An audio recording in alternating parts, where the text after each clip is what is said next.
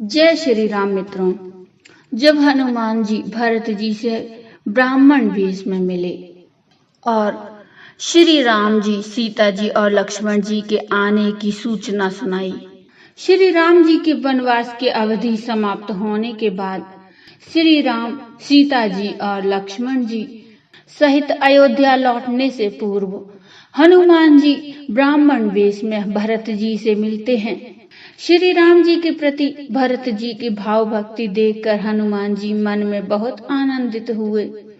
हनुमान जी के नेत्रों से जल बरसने लगा।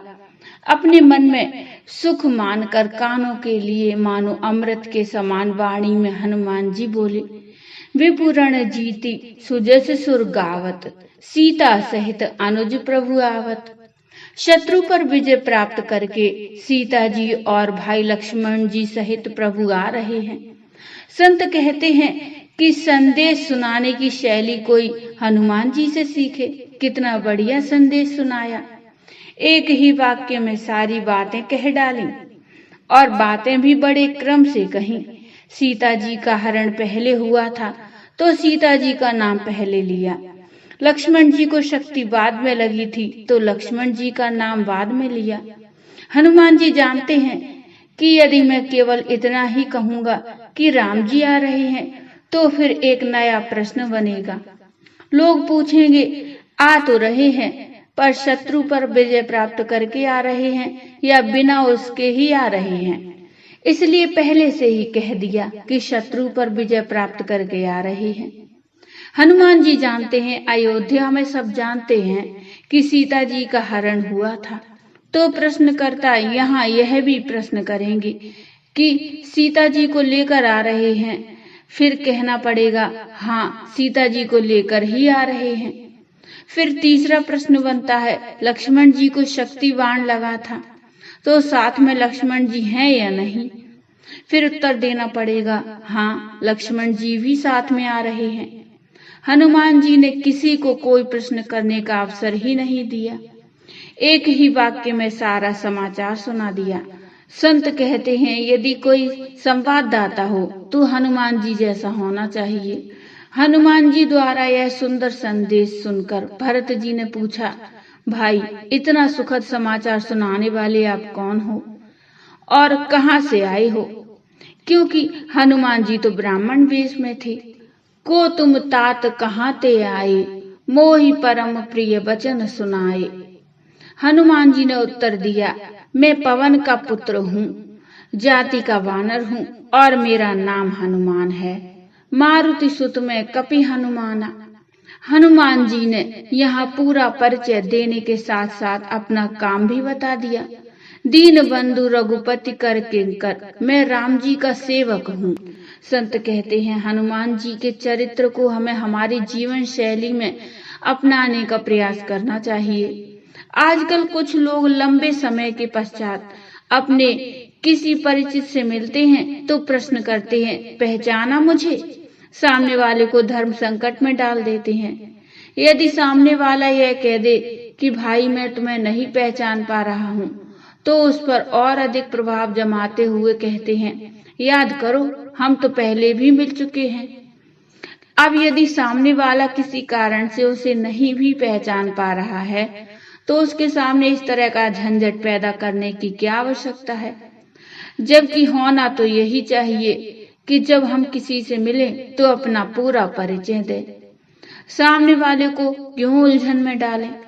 मिलने को तो हनुमान जी भी भरत जी से एक बार पहले मिल चुके थे, किंतु हनुमान जी ने यहाँ यह नहीं कहा पहचाना मुझे, सीधे सीधे अपना पूरा परिचय दिया।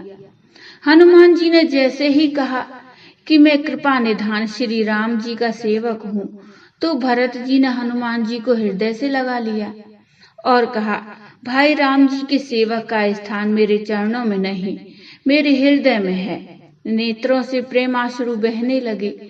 भरत जी ने जब हनुमान जी को अपने हृदय से लगाए तब पूछा, हनुमान क्या तुम सचमुच हनुमान हो? हनुमान जी ने कहा, हाँ भरत भैया मैं हनुमान ही हूँ, मैं तो पहले भी आपसे मिला हूँ। भरत जी ने कहा, हनुमान जब मैं अपने नेत्रों से तुम्हें देखता हूँ तो तुम हनुमान दिखाई देते हो, किंतु जब मैं तुम्हें अपने हृदय से लगाता हूँ तो मुझे लग रहा है कि मैं राम जी से ही मिल रहा हूँ। जब तुम मेरे हृदय से लगते हो तो मुझे यह लगता है कि तुम श्री राम ही हो।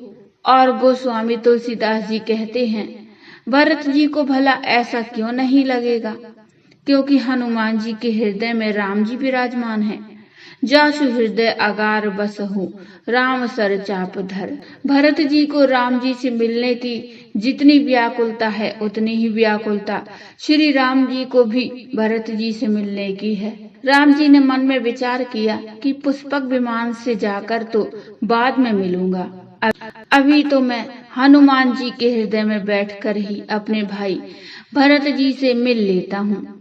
इसलिए राम जी ही हनुमान जी के साथ उनके हृदय में बैठकर आ गए थे। भरत जी हनुमान जी से कहते हैं, इस संदेश के सुनाने के बदले में तुम्हें क्या दूं? हे हनुमान, मैं तुमसे कभी उर्ण नहीं हो सकता।